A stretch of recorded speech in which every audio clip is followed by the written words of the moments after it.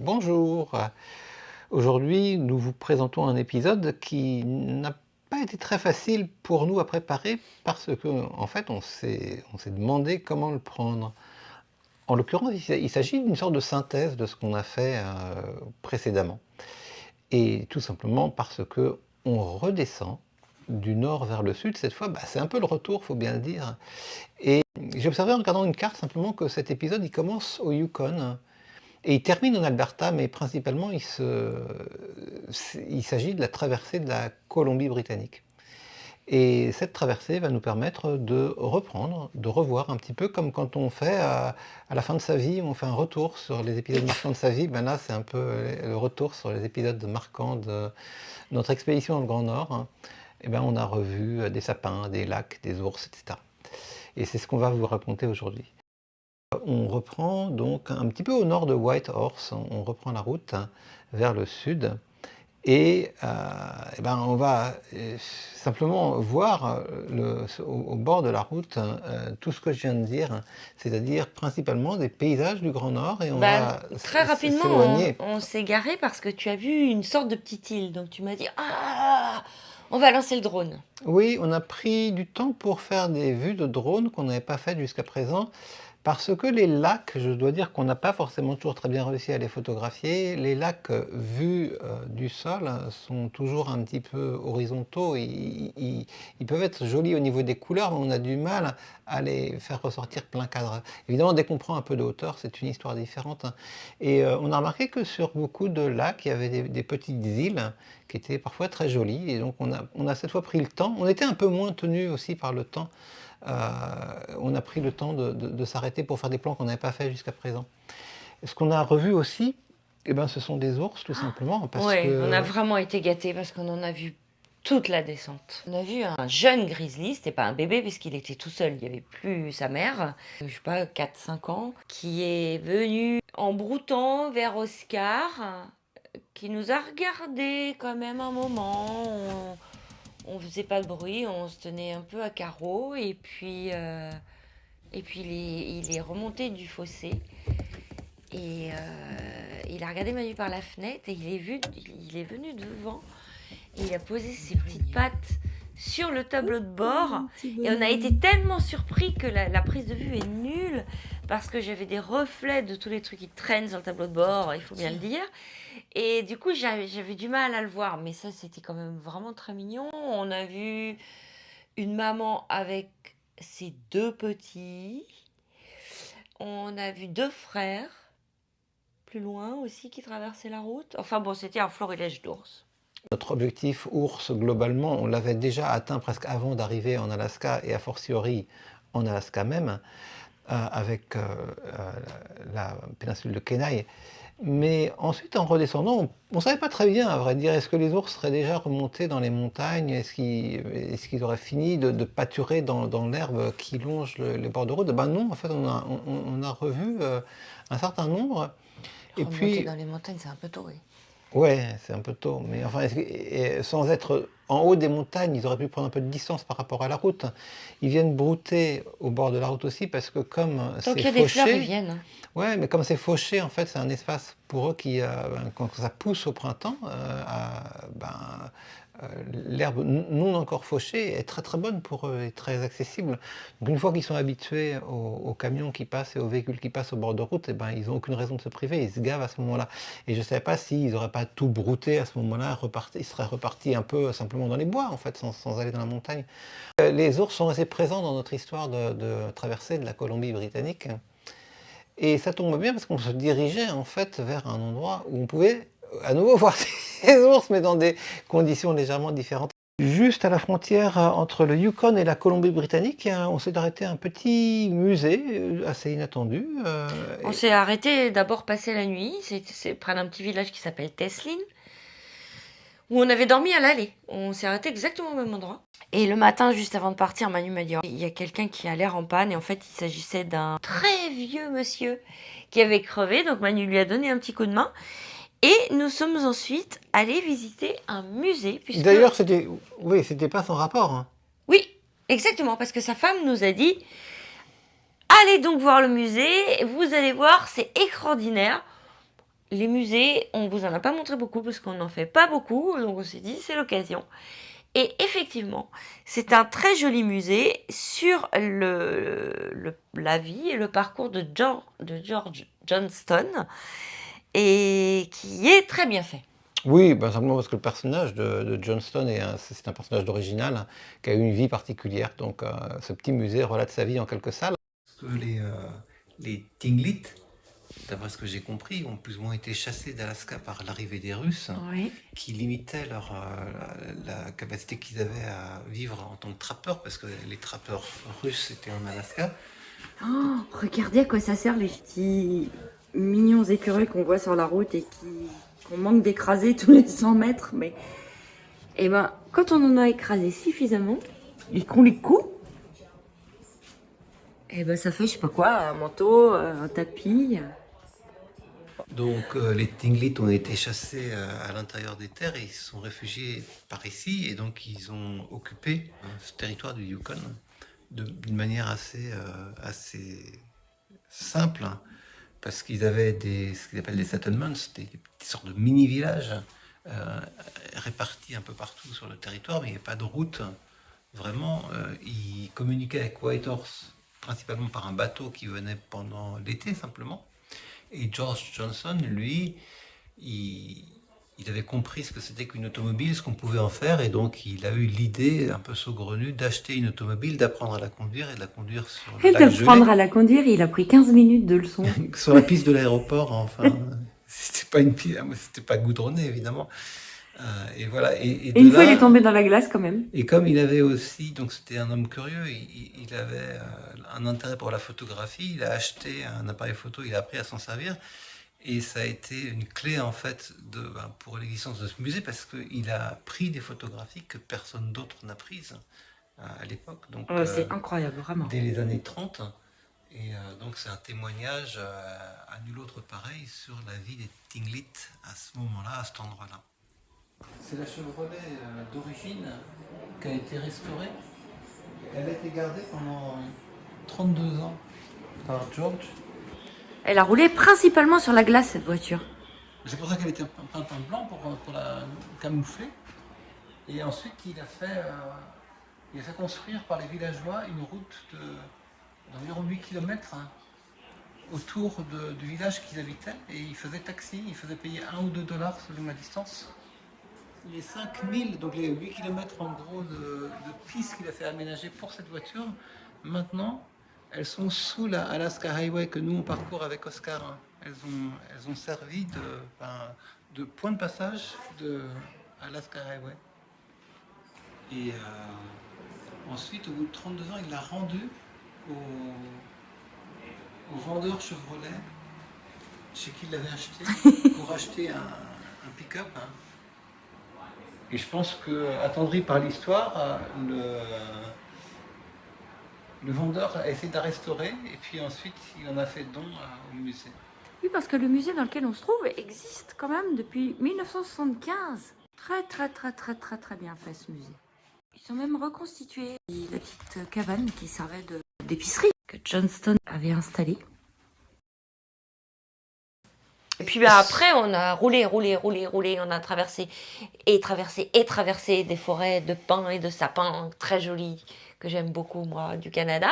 Alors par rapport d'ailleurs à la montée, la route qui traverse la Colombie-Britannique est un peu plus vallonnée, donc c'est un peu différent. Au lieu de ces grandes autoroutes qui tirent tout droit, on a des routes sur lesquelles on roule plus lentement et qui tournent et détournent et qui montent et qui descendent. Et c'est là qu'on a vu un très joli lac.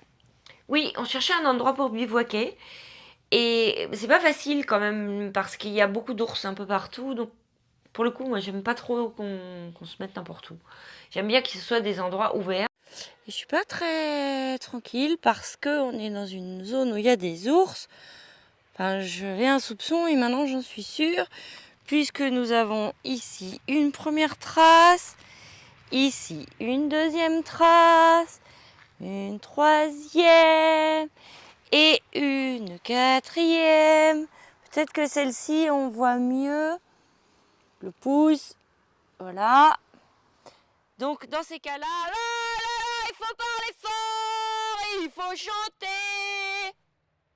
D'ailleurs, on a fait un petit plan avant d'arriver là pour montrer à quel point, quand on cherche des bivouacs ou quand on cherche des lieux de photographie, qu'on veut sortir un peu des sentiers battus, Oscar est performant parce que on l'a fait bien des fois, mais là on a pris soin de le prendre en vidéo. On a fait un demi-tour dans un chemin et on voit bien que Oscar a besoin de quoi? D'environ 6 mètres de large au total pour faire demi-tour. Et c'est vraiment très précieux pour aller chercher les endroits un petit peu reculés. On a longé au moins à un moment donné un lac qui était absolument magnifique, auquel on a fait escale.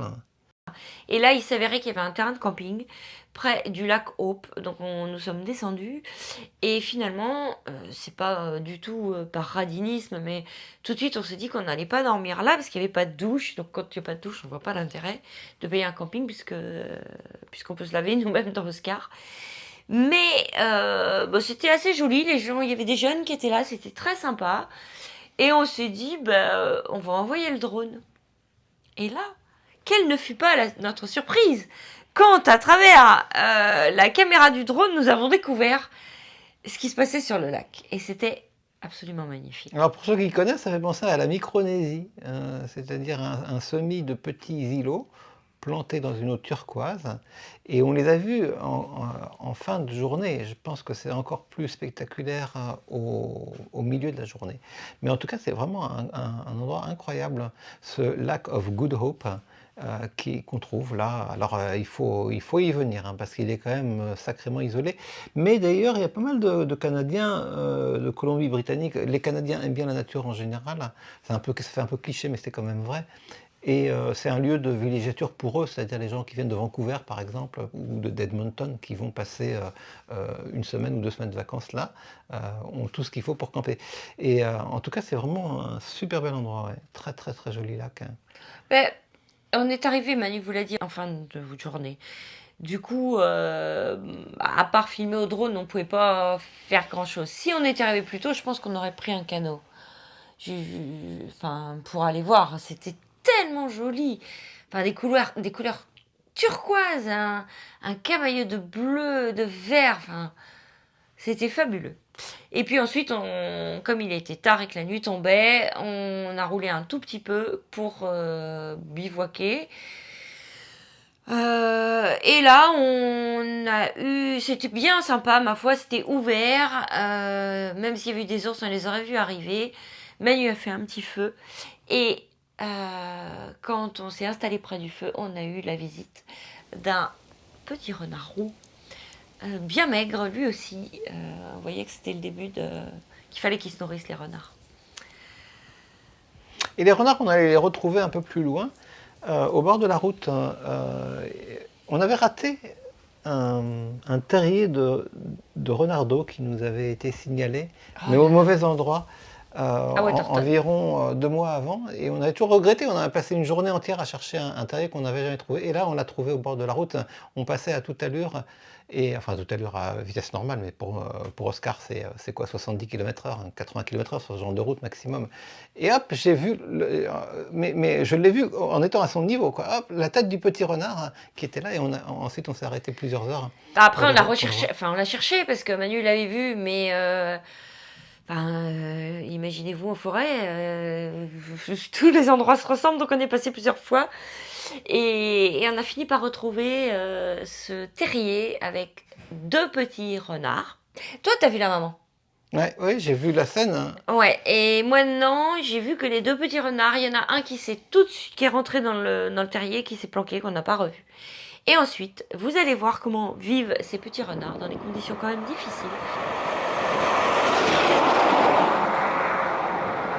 Car les poids lourds et les voitures passent à quelques mètres d'eux, à toute blinde, et on voit que c'est comme ça, ils sont habitués. Ils bougent pas, ils sont devant, mais c'est quand même très dangereux. Et on est resté peut-être bien 2 heures. Parce qu'on voulait qu'ils ressortent tous ensemble pour nous faire une jolie scène de famille, mais en fait ça s'est pas produit. S'est pas produit, on en a eu juste un qui est venu, qui nous a fait son show, qui nous a bien regardé, qui avait absolument pas peur. Et du coup, on en a vraiment profité. Et Ah oui, pour nous, c'est la scène de Renardo c'est de notre vraiment voyage. adorable, Mm. mignon, beau, enfin, craquant. Voilà, voilà, et donc de là on est reparti vers le sud et on traversait donc la Colombie-Britannique en nous dirigeant vers Prince Rupert. On s'est arrêté sur la route juste avant d'arriver à Prince Rupert parce que c'est comme ça au Canada, il y a beaucoup de promotions de la culture indigène. Et donc on s'est arrêté dans un village où il y avait des totems qui étaient assez magnifiques, faut bien le dire, hein, assez majestueux. Pas beaucoup de fréquentation apparemment, le village était signalé, Non, mais peut-être qu'on est passé à un moment où il n'y a pas beaucoup de flux de tourisme, je ne sais pas, on était absolument tout seul avec ces totems, donc c'était tard, encore une c'était fois. assez singulier. Et du coup, le musée était fermé. Oui, oui, on avait juste les On a totems. tourné un peu autour, on était tout seul, donc on a observé les totems. Ils sont quand même très très impressionnants. Et ce sont des totems qui ont été retrouvés d'après ce qu'on a vu. Hein. Alors je pense qu'il y a les deux, il y a une partie qui a été retrouvée, puis ils retravaillent maintenant en fait pour restaurer la culture des totems, donc ils les restaurent et ils en refont d'autres aussi. Mais c'est très joli. Oh, bah c'est conforme à l'image qu'on a un totem, simplement qu'on le voit, on le voit pour de vrai Ouais, quand on le ouais, ouais. Voilà, donc ça existe sur la route. Et Donc puis, Oscar, il a sillonné là-dedans. voilà. Alors pourquoi on voulait ensuite aller à Prince Rupert? Parce qu'à Prince Rupert, il y a des ours. Alors, on a vu déjà des ours dans beaucoup de configurations possibles, mais là, il s'agissait de les voir à partir d'un bateau, et il s'agissait de les voir principalement pêcher des palourdes dans le sable. Pour aller à Prince Rupert, en fait, c'est encore une très longue route où il n'y a rien à faire, quoi. Faut rouler, faut rouler, faut rouler. On n'a pas de réseau. Et tout d'un coup, je sais pas pourquoi, mon téléphone chope, j'entends message. Et je vous le mets, vous allez voir, un truc assez surprenant. Donc c'était très difficile de communiquer puisqu'on n'avait pas de réseau. On a essayé de reculer un peu pour pouvoir envoyer des messages. Et effectivement, on a retrouvé Léa et Charles le lendemain, le temps qu'on aille faire notre excursion à Prince Rupert. Prince Rupert se présente comme une bourgade assez pimpante, assez joyeuse. Bah si, on a croisé des gens qui étaient un peu enivrés. Le front de mer est quand même assez plaisant, il y a 3-4 boutiques, il y a un office de tourisme. Bah, c'est joli parce que c'est un petit village coloré. C'est canadien, c'est Colombie-Britannique, il y a beaucoup de gens qui viennent là. On peut venir par la route à partir de Vancouver en arrivant par bateau. On transite par l'île de Vancouver et ensuite on arrive par bateau. Donc c'est aussi une ville qui est portuaire et qui constitue un petit peu un nœud routier. Mais pour nous, c'était un point de départ principalement donc, pour aller voir les ours dans un parc qui s'appelle Kutsamatine. On repère les lieux pour demain, car nous allons pour la dernière fois voir les ours. C'est bon, on a rien oublié? Bah non, je pense pas. Je réfléchis toute la nuit à ce qu'il fallait pas que j'oublie. T'as pas vu que je m'étais fait des mémos? J'avais mis un petit Kleenex près de moi pour penser à prendre gros paquet Kleenex. Ah mais... Tu vas où? On va voir les ours une fois de plus. On va essayer de dépasser le chiffre 100. Voilà, on se retrouve au même endroit qu'hier, mais il y a un peu plus de monde. Bien que le bateau ne soit pas plein, Manu est vérifié. Le bateau qu'on a pris est quand même un bateau assez gros. Comme ça, intuitivement, on a le sentiment que ça serait mieux d'aller avec un petit bateau. Mais en fait, les ours, je pense, s'habituent à l'ensemble des bateaux. À partir du moment où ils ont vu plusieurs dizaines de fois revenir, pour eux, il ne s'agit pas d'une menace, en fait. Donc le bateau a beau être gros, on arrive à s'approcher pas mal de la berge. On arrive à quelques mètres de la berge, en fait, en mettant le catamaran en marche arrière et puis en avançant avec les moteurs. C'est un des endroits où la densité de grizzly est la plus importante en Colombie-Britannique.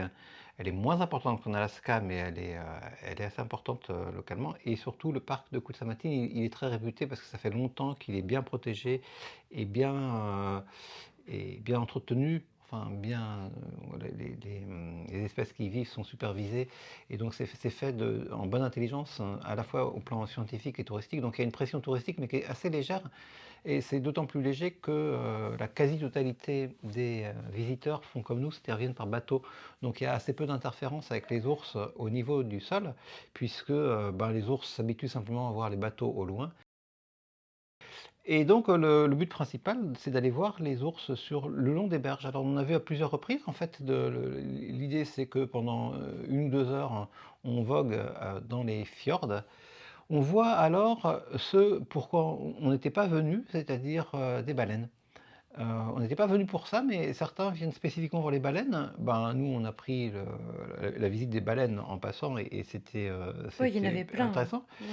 Parce qu'elles nous ont gratifié d'un spectacle qu'on n'avait pas imaginé, pas anticipé du tout, c'est-à-dire en fait un spectacle de pêche, hein, où on voit les baleines qui pêchent d'une manière particulière qu'elles ont développée. Alors apparemment, presque spécifiquement, dans ce fjord, c'est une pêche de groupe où les... Non, excuse-moi Manu, mais c'est pas particulier à ce fjord. Les baleines à bosse pêchent comme ça.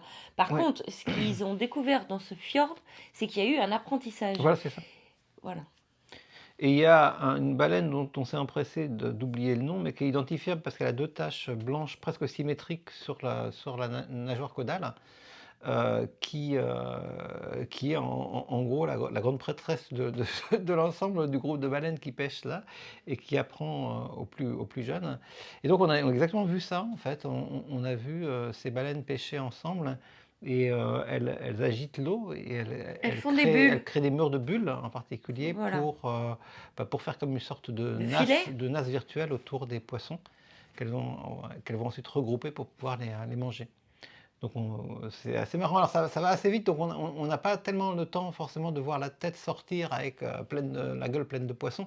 Mais enfin, on imagine un petit peu dans le tourbillon, on imagine un petit peu ce qui se En passe. tout cas, il y en avait beaucoup, et on les a vus de près. Tu as pris des photos où on voit les fanons. Oui. C'est très impressionnant. C'est vrai. Par contre, l'eau était quand même assez agitée. Il y avait souvent des reflets, donc la qualité de la prise de vue n'est pas formidable. Mais en tout cas, il y avait de l'animation, on va dire, sur cette route. Et puis après, on est donc allé voir les ours. Et le but, c'est on longe des fjords, et dès qu'il y a à l'intérieur du fjord, vous savez, souvent, en fait, les côtes, c'est une alternance de côtes rocheuses dures, donc une excroissance des rochers. Puis ensuite, dans les parties plus concaves ou convexes, il y a simplement le sable qui se dépose, et donc ça forme des sortes de plages, ou des zones presque un peu marécageuses, et c'est là que les ours viennent et pêchent les palourdes. Alors c'est ce qu'on a vu, simplement on l'a vu d'un peu loin. Alors, on n'en a pas vu beaucoup, pour être honnête. Par contre, ce qu'on a vu nous ont suffi à très bien comprendre comment ça se passait quand ils voulaient attraper les clams. C'est-à-dire qu'on les voit creuser avec leurs pattes, avec leurs truffes, et attraper la palourde dans la patte. Donc c'était quelque chose qu'on n'avait pas encore vu à ce point-là. Non, ça a bien complété notre connaissance de la vie des ours. Ouais, et c'était très bien. Mais je pense qu'il y a des gens qui vont là-bas et qui en voient beaucoup plus que nous. Nous, c'était un jour plutôt moyen. Mais voilà, c'est comme ça fait partie du jeu, on le sait maintenant depuis le temps. Ça marche ou ça marche pas avec les animaux. Mais la croisière était très belle, et puis d'abord le spectacle des fjords est aussi joli en lui-même. Oh, Et puis alors à la fin, on a eu quelque chose d'un peu surprenant, qu'on aurait du mal à évaluer en termes, en termes d'intérêt moi je l'évalue, photographique. Zéro. Zéro. Non, photographique à la limite non, parce qu'on s'amuse. Mais touristique, zéro. Alors, c'est-à-dire ils ont l'impression. Il tient un discours assez pro-écologique tout au long de la croisière. Il faut protéger les baleines, il faut faire attention aux ours. C'est normal. Enfin, les hommes sont méchants, les animaux sont gentils. Voilà. Et puis à la fin, subitement, ils balancent des blocs de poissons surgelés pour attirer les pigards à tête blanche, les aigles pêcheurs. Et en fait, ça marche très bien, parce que les oiseaux, ils sont habitués, donc ils viennent tous les jours recevoir leur pitance. Mais cette façon de les appâter est très artificielle. Il est presque évident que c'est supervisé par par des spécialistes et qui ont déterminé que ce n'était pas une nourriture nocive. Mais par contre, en termes d'humanisation, pour reprendre le terme que nous, on a beaucoup intégré quand on travaille avec les singes, en fait, et l'humanisation, c'est-à-dire le fait d'intervenir. Voilà, de condamner en fait les animaux à avoir conscience de la présence des hommes par rapport aux bénéfices qu'ils peuvent en retirer, c'est-à-dire d'avoir cette interaction forcée en fait, bah là elle saute aux yeux. Donc bon voilà, ça donne l'occasion de faire des bonnes photos si on veut. Ouais, non mais c'est vrai, il a fait de très jolies photos, mais honnêtement il n'a pas de mérite. Non, c'est ça, donc so what en fait, je peux aussi en prendre sur internet et j'en aurai des encore meilleurs, donc voilà. C'était juste un épisode qui concluait cette croisière. Et puis après, on est reparti, cette fois-ci, droit vers Calgary. On est reparti très vite, parce qu'on avait rendez-vous avec Charles et Léa. Ben voilà, donc c'était amusant de les retrouver. On les avait vus en Namibie, ils faisaient du stop, et on les avait aidés à descendre dans un canyon, parce qu'il y avait un gros dénivelé et il y avait une chaleur incroyable. Donc on les avait descendus et puis on avait passé la soirée et la nuit ensemble. Ils avaient dormi à l'abri du vent, à l'abri d'Oscar. Et sur un autre continent, 5 ans après, on se retrouve et c'est magique. Voilà. Alors on a battu notre record de rencontres fortuites, on va dire, parce que c'est facile de rencontrer des gens avec qui on a gardé des contacts. Et d'ailleurs, si on avait dû contacter Léa et Charles, on y serait parvenu, mais on ne se suivait pas, au jour le jour du tout, ni dans un sens ni dans l'autre. Donc là, il s'agissait vraiment d'une coïncidence, et ils ont juste reconnu le véhicule. Et donc, on va mettre en incrustation, parce que là, je n'ai pas le chiffre, mais la distance entre les deux points où ces coïncidences se sont produites, et avec donc 5 ans d'intervalle, on avait connu une mésaventure un peu similaire lors de notre tour du monde en backpacker en 2016-2017, où on avait rencontré notamment une personne à plusieurs milliers de kilomètres d'intervalle par hasard. Rudy. Oui. Mais là, on a explosé le record, quoi. On est sans aucun doute à plus de 10 000 km, on doit être à pas loin de 15 000 km. Donc, ceci dit, on peut quand même dire que hier, on a croisé sur le parking, là où on dormait, quelqu'un qui venait de Saint-Pierre-et-Miquelon, et que le fameux Rudy, dont vous parle Manu, habite Saint-Pierre-et-Miquelon, et qu'on est allé voir la fille, on ne savait pas qu'elle venait de là-bas, pour lui demander si elle voulait... pour discuter avec elle. Et quand elle nous a dit qu'on était là-bas, Manu lui dit, peut-être tu connais Rudy. Elle dit, mais bien sûr que je connais Rudy. Enfin, on parle de lui. Le monde est petit, et c'est vrai qu'avec Rudy, on avait eu cette même expérience, mais c'était à intervalles plus proches et sur le même continent. Avec Charles et Léa, non. Et ça fait chaud au cœur de se retrouver. Donc ils pédalent toujours autant. Je vais vous mettre le lien, c'est Vitesse Grand B sur Instagram. Ils traversent les continents depuis de nombreuses années en pédalant. Et moi, je suis admirative. Donc voilà, c'était un chouette moment. Voilà, à partir de là, on est reparti. Cette fois-ci, on a terminé vraiment avec la liste des choses qui était notre to-do list, en fait, avant de retourner en France. Et on est allé tout droit vers Calgary. Je regrette un peu parce que pendant ce voyage, on a vu de vraiment charmantes, toutes petites églises. Mais alors celle-ci, je crois qu'elle bat le record.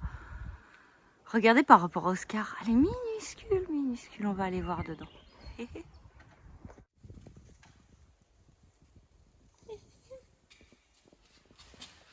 Ça c'est vraiment intime.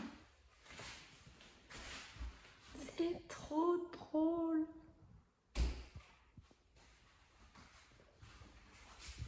Pour atteindre Calgary, on a traversé le parc de Banff et Jasper, donc on a refait une partie de la route qu'on avait faite. Surtout que ça brûlait.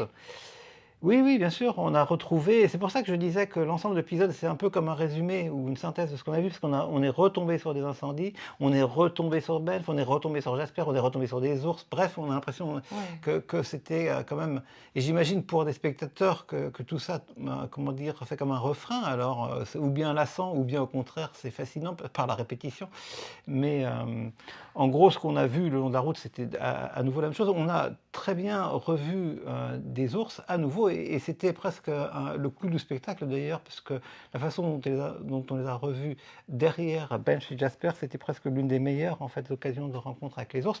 D'ailleurs, on a eu peur parce qu'à un moment donné, nous on avait vu l'ours, Mon Dieu. et on s'était arrêté et on a été dépassé par des voitures qui passaient en trombe et on a klaxonné comme on a pu. Et il y a un véhicule qui s'est arrêté juste Mais devant je l'ours. sais pas comment il n'a pas touché l'ours. À une quoi. seconde de le percuter. Putain, mais ça va pas! Mais bon, nous on a fait ce qu'on a pu pour essayer d'éviter la catastrophe. La catastrophe a eu lieu, on a vu cet ours à nouveau d'assez près. On a vu un élan dans l'eau. Oui, on a vu, voilà, synthèse. Parfois, quand on a un itinéraire qui est obligé, on ne va pas faire un grand détour pour ça, mais on regarde quand même par curiosité s'il y a des endroits un peu étonnants sur le parcours. De quelque chose que c'est. Quoi? Vous avez marqué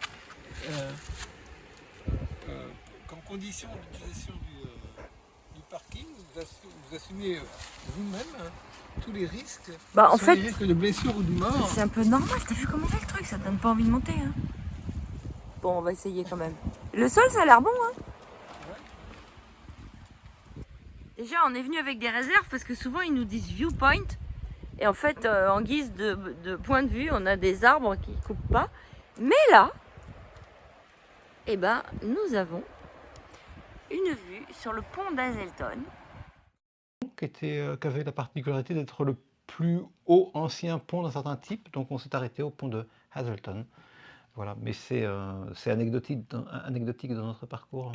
Depuis que je suis montée l'autre jour à 100, j'en entends parler tous les 4 minutes. Isabelle, elle a conduit peut-être 1,5% du temps. Et l'autre jour, elle a pris le volant parce que j'étais malade. Et putain, en 10 minutes, elle était montée à 100 degrés.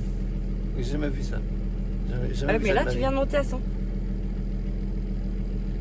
Ouais. Et moi, il faisait chaud pareil que toi. Il était peut-être même plus chaud, je pense. Eh ben alors. Peut-être vous vous demandez pourquoi on va à Calgary. C'est vrai ça, pourquoi c'est qu'on va à Calgary? Parce que nous-mêmes, c'était pas du tout prévu qu'on allait à Calgary. Non, on pensait aller à Vancouver. On pensait aller à Vancouver, alors on a changé de direction. Mais pourquoi donc? On n'en a pas tellement parlé parce qu'on insiste plutôt sur le contenu de nos voyages, de nos semaines de traversée des continents, plutôt que sur l'objectif final et que sur le projet. Mais on avait quand même le projet, à un moment donné, de quitter l'Amérique du Nord, et depuis longtemps, en fait, depuis 5 ans maintenant, le projet, si on reprend son sens initial, c'était de faire le tour du monde complet, et donc de revenir après l'Afrique et l'Amérique par l'Asie vers l'Europe. Et ce projet, on a vraiment tout fait pour le mettre à exécution. Et depuis des mois maintenant, on cherche le moyen de traverser l'océan Pacifique pour aller de l'Amérique vers l'Asie. Et on a Ben, on n'a pas changé trouvé, on a changé de perspective, on a visé la Chine, on a visé Vladivostok, c'était presque impossible, mais on a visé la Malaisie, on a visé Singapour. Ouais. On s'est beaucoup interrogé, on a échangé avec des voyageurs qui sont dans des situations similaires. Et bon, pour faire court, on a fini par renoncer, tout simplement parce que C'est très compliqué. à la fois très compliqué et très cher. très cher. Donc pour donner un ordre de grandeur, la meilleure offre qu'on avait, c'était autour de 8 000 $, mais il y aurait eu des frais en plus, parce qu'on n'a pas trouvé de place sur un ro-ro pour mettre Oscar, donc il aurait fallu le mettre sur le pont extérieur d'un bateau, enveloppé dans une sorte de plastique. Il fallait payer le coût de l'enveloppage aussi, et tout ça pour arriver au mieux vers Singapour. À Singapour, on ne peut pas sortir Oscar nous-mêmes parce qu'il est trop vieux, donc il faut le faire remorquer jusqu'à la frontière de la Malaisie, et ça nous offre que les portes de la Malaisie, parce qu'ensuite il faudrait encore traverser la Thaïlande, qui est pour l'instant fermée aux véhicules étrangers, et tout ça pour arriver ensuite à la frontière de la Chine. Donc ça, on peut traverser la Chine, mais en soi, arriver en Chine pour traverser la Chine jusqu'en Asie centrale, ça aurait été. Mais la liste des inconvénients et des coûts que j'ai évoqués précédemment fait que c'est une avalanche de difficultés. Et en plus, on n'avait même pas d'intermédiaire, je dirais, très fiable. C'était que des gens qu'on ne connaissait pas, des agents chinois qui nous disaient oui, oui, on peut le faire, mais et puis qui ne donnaient pas suite. Donc, enfin, ça sentait vraiment pas très bon. Ça nous semblait compliqué. Et donc, on s'est dit, si on ne peut pas revenir par l'ouest, il va falloir revener par l'est. On n'allait quand même pas le laisser là-bas, notre Oscar. Non, et donc on a envisagé de revenir vers l'Europe, tout simplement en traversant l'Amérique du Nord d'ouest en est, pour ensuite traverser l'Atlantique, ce qui est beaucoup plus facile. Simplement, comme nous, on s'arrêtait pour l'été, il fallait qu'on mette Oscar quelque part en entreposage pour quelques mois. C'est aussi pour ça qu'on va revenir à jour dans 2 ou 3 épisodes, parce qu'on va retomber en fait après la rupture de 3 mois qu'on a faite. On est rentré en France pendant 3 mois. Il fallait trouver un endroit pour mettre Oscar en sécurité pour 3 mois et pour prendre un billet d'avion pas trop cher pour rentrer en France. Et bien voilà, on a juste comparé Vancouver et Calgary l'emportait largement. D'abord parce qu'il se trouve qu'il y a une compagnie aérienne low cost qui s'appelle WestJet qui fait des vols très bon marché vers la France, c'est une première chose. Ensuite parce que le coût du foncier est beaucoup plus faible à Calgary qu'à Vancouver. Le storage est donc 2-3 fois moins cher, beaucoup plus facile. Tous les gens qui connaissent Vancouver vous diront que les prix de l'immobilier sont délirants là-bas. Ce n'est pas le cas à Calgary, c'est une ville où il y a beaucoup d'espace. Et donc, c'est facile de trouver des entrepôts pour Oscar. Et c'est la raison pour laquelle, pour nous, quand on a comparé les possibilités, en fait, on s'est dit, oui, Calgary, c'est une bien meilleure solution que Vancouver. Donc on aurait bien aimé découvrir la ville de Vancouver, l'île de Vancouver éventuellement, mais finalement on n'est arrivé pas très loin et on a repiqué vers l'intérieur, vers la ville de Calgary. Calgary, donc où on vous retrouve la semaine prochaine. Avec quand même, parce que ce sera le dernier épisode avant notre retour en France, mais vous allez voir que c'est en soi... Ça paraît tout simple, on arrive à Calgary, on met Oscar et on prend l'avion. Non, en fait, c'était beaucoup plus riche que ça. Oui, oui. Ouais, c'est un épisode qui sera haut en couleur la semaine prochaine aussi. Ça va bouger. Allez, bisous à tous et à très bientôt. Bye.